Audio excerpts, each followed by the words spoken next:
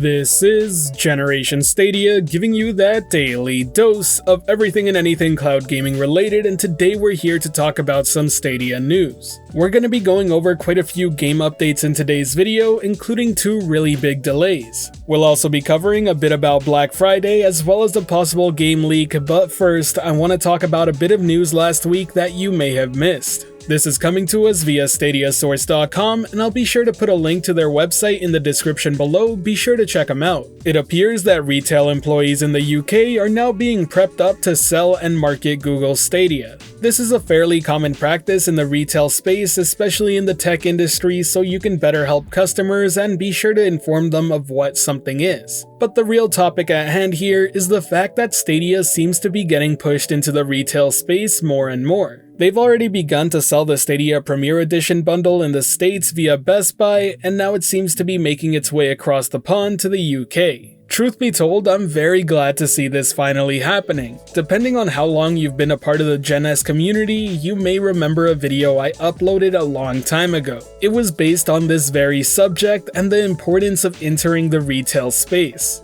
Now obviously, the state of the world is in a very different position than from when I made that video, but the point still stands. Having a retail presence is simply great marketing, and if done right, it can really push some sales. To this day, I still think they should have put up a kiosk showcasing Stadia gameplay compared to another console. Kind of like what they did at the launch event, but start putting them into retail stores. Then just let your average customer decide whether or not that console can justify a $300 to $400 price increase over your Stadia Premier Edition. I have little to no doubt that some people would easily be swayed by this demonstration. But either way, it's just great to see that Google Stadia is starting to get more of a presence not only online but in retail stores as well. Hopefully it won't be too long before we can just pop into our local store and pick up an extra Wasabi controller.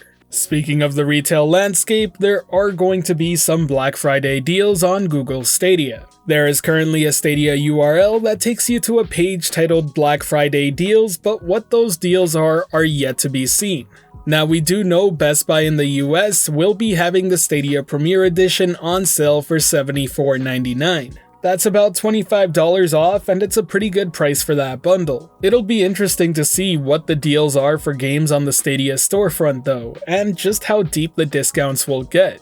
Do let me know what game you've been waiting to hit a sale price and whether or not you think this Black Friday sales event will be a big enough deal for it to happen. But now let's go over a couple of game updates that are a pretty big deal. First up is the Ubisoft Delays. If you haven't heard already, well, it turns out 2 of the biggest titles coming in 2021 from Ubisoft have now officially been delayed.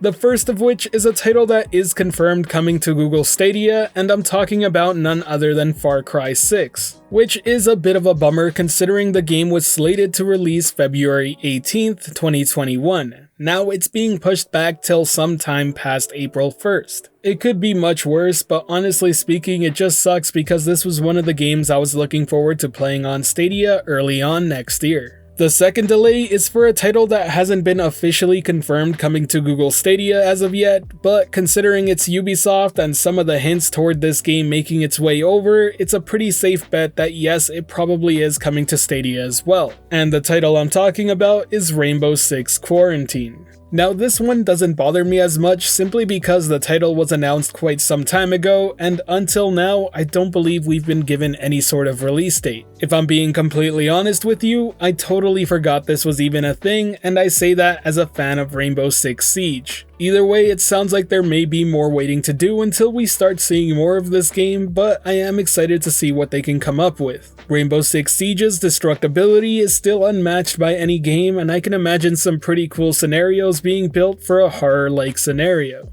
At the end of the day though, I'd rather have a delayed game actually get polished up and be good at launch than have something rushed out that needs to be fixed. So if that's what it takes to deliver a good experience for Far Cry 6 and Rainbow Six Quarantine, then so be it. Next, we'll be talking a bit about Borderlands 3 as they recently released a trailer for their new Arms Race game mode. This will be a part of their Designer's Cut add-on DLC that drops November 10th. The new game mode will have you dropping into a brand new zone where you're gonna have to scavenge and find loot and battle your way out. You'll have no gear or abilities here, so any of the loot you find will be essential to your survival. This mode has been built to be played endlessly and is repeatable. That said, do remember, don't get too greedy with that loot or it may just cost you your whole run.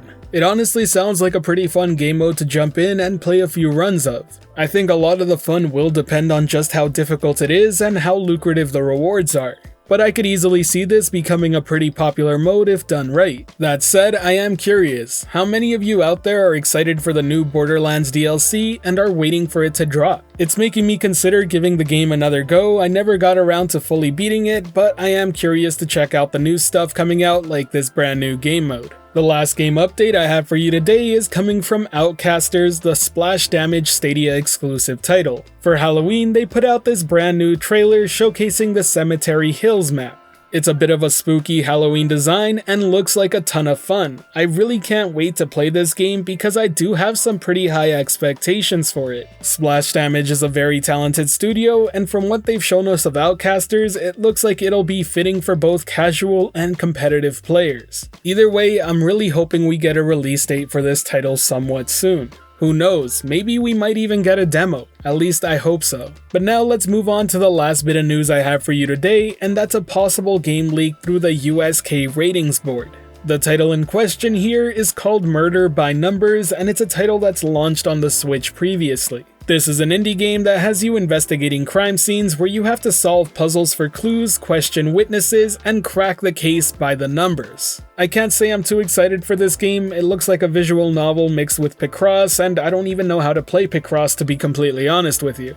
But I will give it that it's a unique premise and idea. It is important to remember that this is just a rumor until we see official confirmation from Google Stadia themselves. And while this title may not be the biggest deal, it is important to remember that more content is always a good thing and someone out there will probably enjoy this.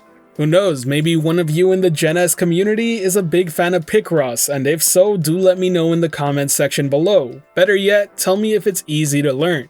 Either way, that's all I have for you today. If you enjoyed the video or found it helpful at all, be sure to hit that like button as it really does help the channel out. And if you're wanting more content like this, be sure to subscribe and hit that notification bell as well. Today's end of video question is going to be a simple one. What's your favorite Stadia Pro game that you've played so far for the month of November? We've gotten 6 games this month and there are some pretty good picks in there. For me, it still goes to Risk of Rain 2, I absolutely love that game, and I'm glad to see that there are more people playing it. Be sure to let me know what you enjoy most down below. As always, thank you for watching the video. This has been Generation Stadia, giving you that daily dose of everything and anything cloud gaming related. The Gen S community is over 5,200 strong and growing by the day, and until next time, I'll catch you in the clouds.